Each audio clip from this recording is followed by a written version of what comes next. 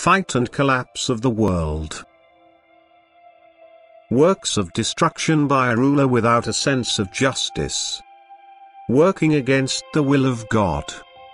Mankind is ripe for the doom.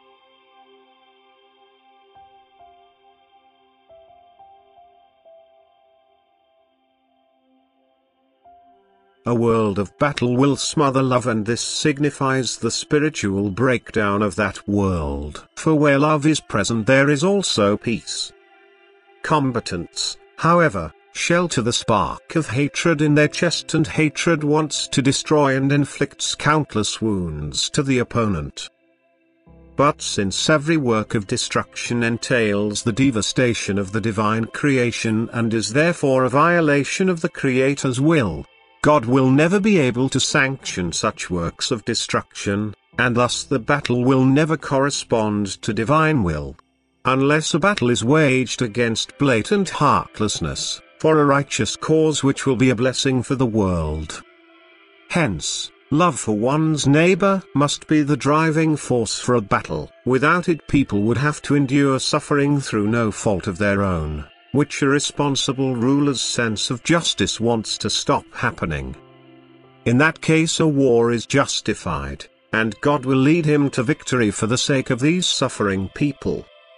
Every evil deed will result in evil deeds time and again, and thus a battle evoked without justification will give rise to countless evil deeds again.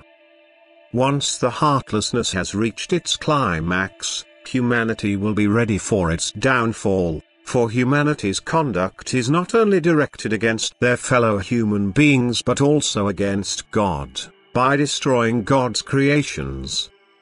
Apart from the dreadful earthly consequences, every act of destruction also has inconceivable spiritual results which affect the human race itself. Every work of destruction interferes with divine will insofar as that it destroys the divine order, thus it callously destroys the works which God's wisdom and love had created, which must therefore understandably have a direct effect on the perpetrators themselves.